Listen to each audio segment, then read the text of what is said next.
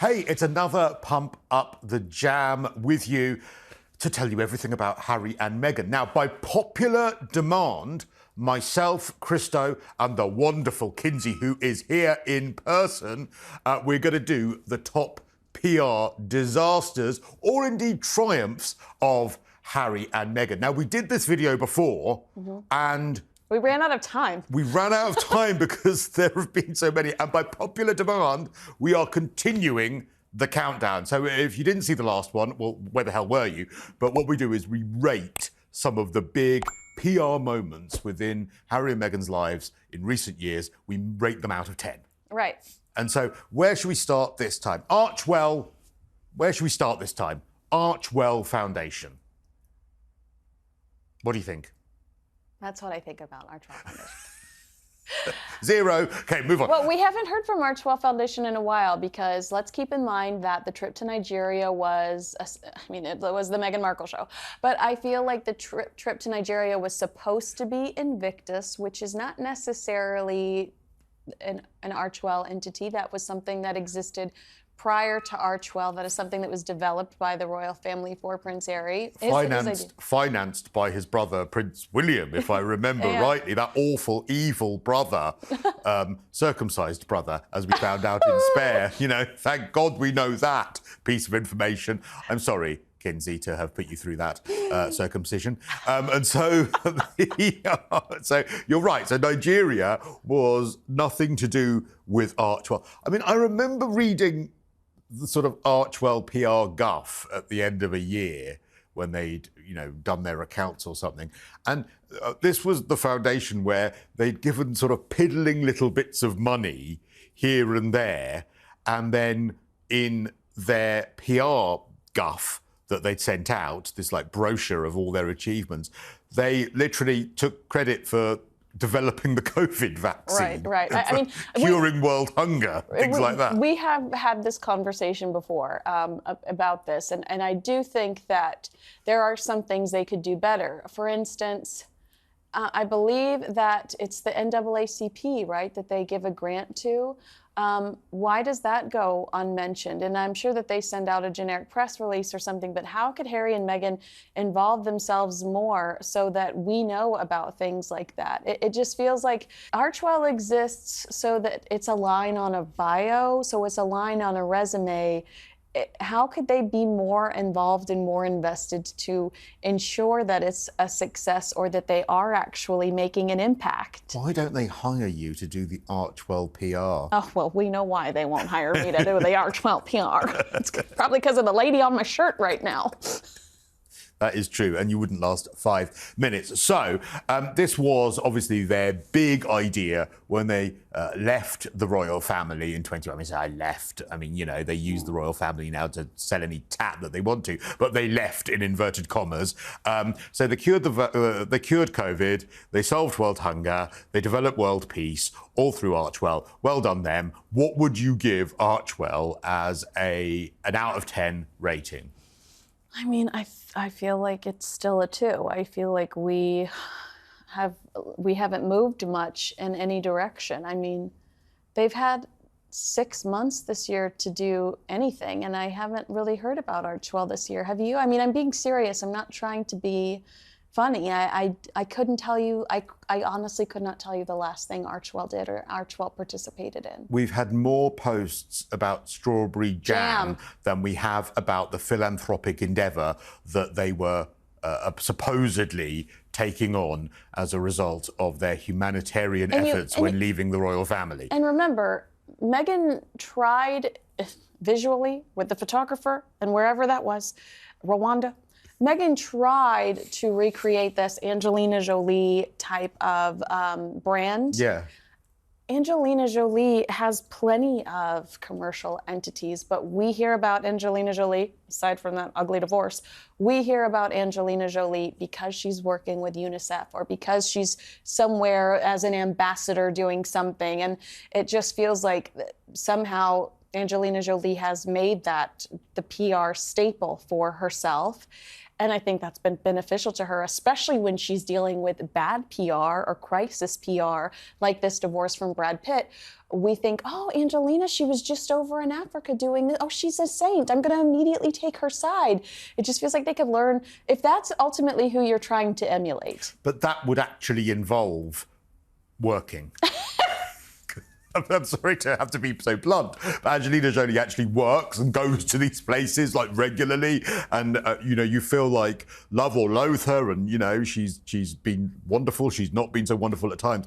You genuinely think, well, I think she kind of cares, because otherwise, how could she be bothered? Right. So I think there lays the difference. So 2 out of 10 for Archewell. OK, now, before the Queen died, the late Queen Elizabeth died, obviously we had a few of these big interviews that were given. There was the first big interview, which was the Oprah one, which we've already spoken about previously. One interview that sort of, I think, gets a bit forgotten is the interview that Meghan herself gave to The Cut magazine. That's because Meghan wants you to forget it.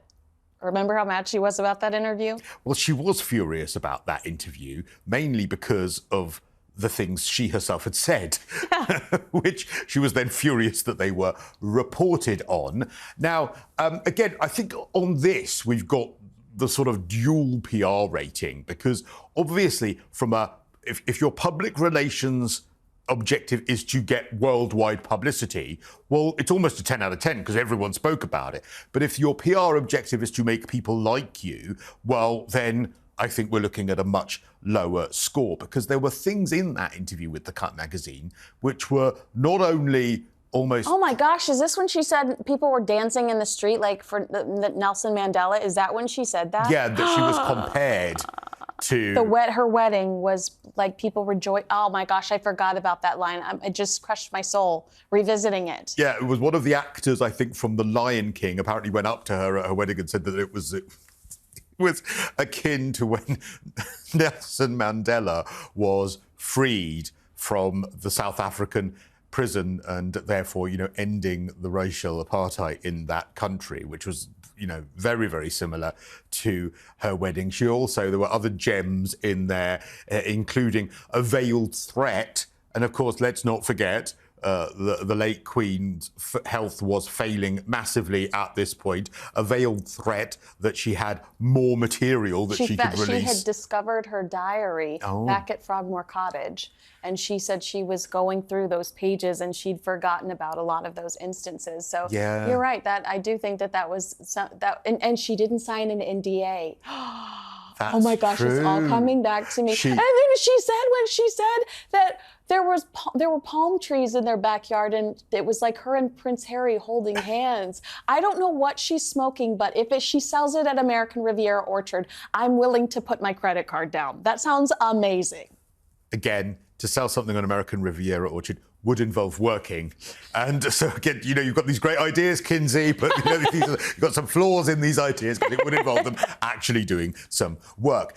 This was also, as if as well, I just discovered my diaries. However, while I was living at Frogmore Cottage, I was actually recording everything that was happening on my phone, but I didn't have my diary with me. So that was obviously a load of nonsense. The other thing in the Cut interview was where I think she was justifying the fact that they had to leave the United Kingdom because of this terrible press intrusion, and was talking about how when their children would have started school, there would have been paparazzi sort of hassling them and harassing them, and this would have meant that they could not have possibly lived in the United Kingdom, which is, again, absolute nonsense. Yeah, and I don't want to focus too much on Catherine, but just to make this point, Catherine has been doing school runs for months. Yes. And while people are all making up these crazy stories online, nobody's taken pictures of Catherine picking up her children from school, because those paparazzi, hounding the children don't exist. Yeah, but even if, let's say, one of the mums, I don't think they have, but one of the mums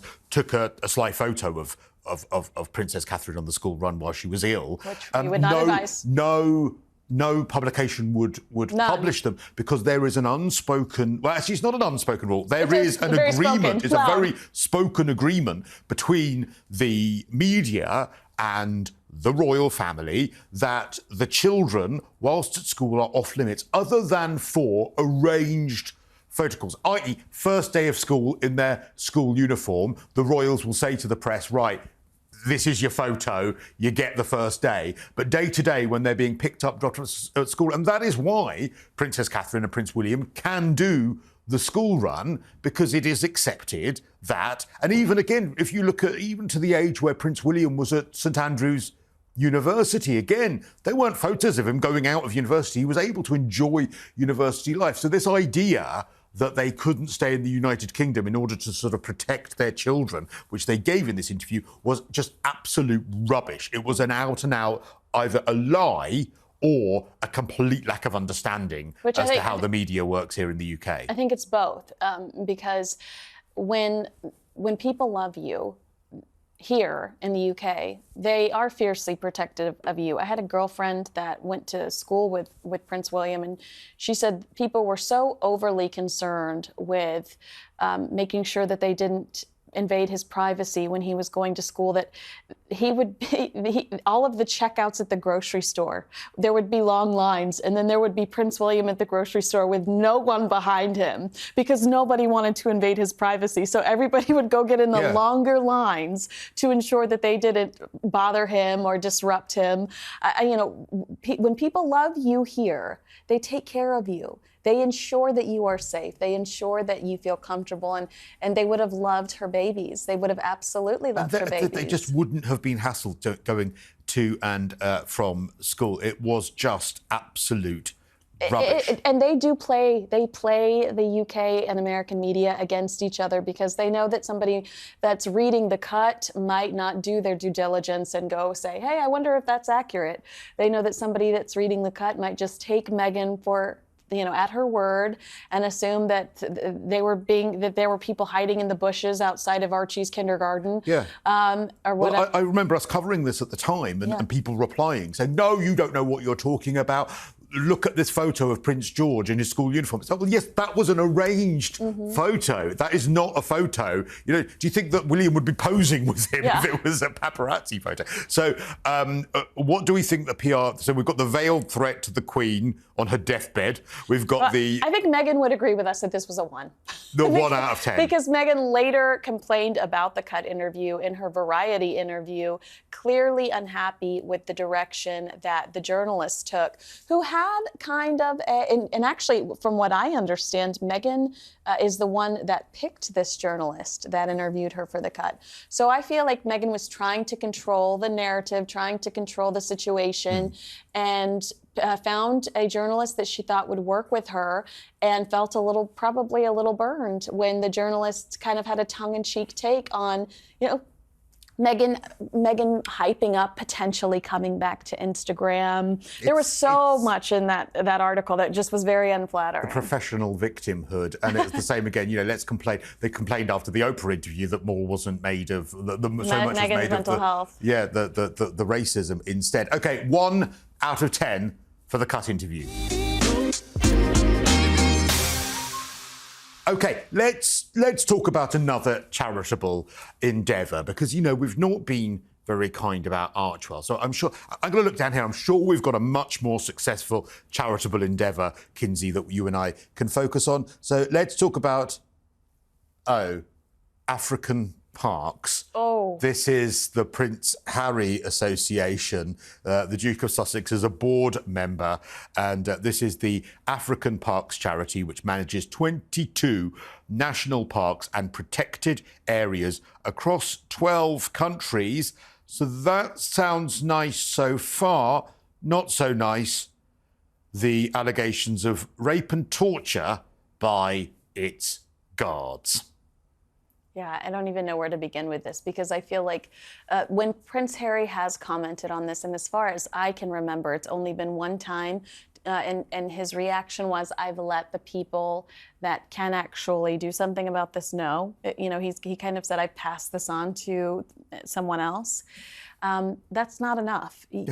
That's not enough. He, even if he has no power, he should be saying, I'm going to do everything within my power, because he could say something to a newspaper and likely make change, but he should say, they're quite good at doing that, right? When they want to. Right. But go on. But I feel like he should say, I'm going to do everything in my power to ensure that there is peace and harmony between my team and between our team and people in the local village. This is unacceptable. If true, I'm devastated over these allegations. We're going to investigate. We're going to turn things around. Or I'm stepping down in my role as board member temporarily, whilst I'm suspending myself from the board temporarily because I feel it would be inappropriate for my to be associated until this has been fully investigated and we know what the story is. But you're quite right, sort of handing it on over there, just like, I don't know, the podcast and anything else they've ever done.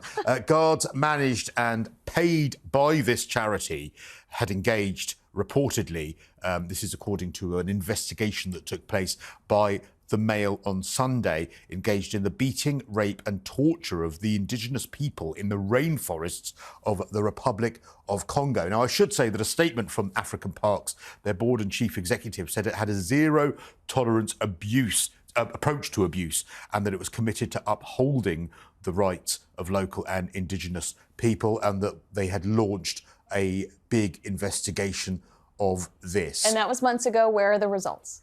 Yeah. That was months ago. So what is the updated situation? Have people been fired? Have people been let go? Is there a new system in place to ensure that you're not hiring people that have questionable decision-making skills? Are you working with counselors, putting counselors in the community to deal with anybody that feels like they've been negatively affected by your charity? And it goes to show as well, I think, that when you are in the royal family, there are sometimes issues of due diligence when it comes to charitable exploits. And I know we've laughed about this before, but let's remind ourselves of the carrier bags of euros that some of King Charles's, Prince Charles' aides took when it comes to some of his charitable pursuits from rather questionable sources. So that's when you're in the royal family, that can still happen. But I think it shows that when you're not in the royal family, the likelihood of your association, by not having those people around you that can do that due diligence, likelihood of your association with something that is unsavoury can be much higher. This is a PR disaster. Yes. I would give this minus marks. 110%. If I could. Yes. So where are you gonna put this? And I say 1. I don't even know. I think we have to go minus 10. Something. Yeah, minus something. I feel like you made a really good point. At the end of the day, if I were Prince Harry, I would distance myself. If things aren't moving quickly enough, if it doesn't seem like anything's, because there are still negative stories coming out about the African Parks charity. I've seen it at least 2 weeks ago, some new accusations. No reports, no stories about how they're resolving this issue. If I were Prince Harry, I would say, I'm distancing myself until you guys get your act together, or I'm stepping down, I'm leaving completely. I'd start a new one that was similar to try to compete with them and then ultimately try to take it over.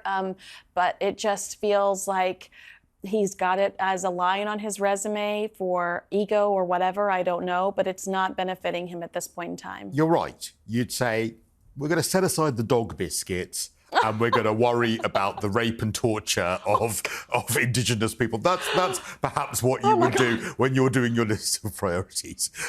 Okay, well, let's move to something that could be a little bit more positive.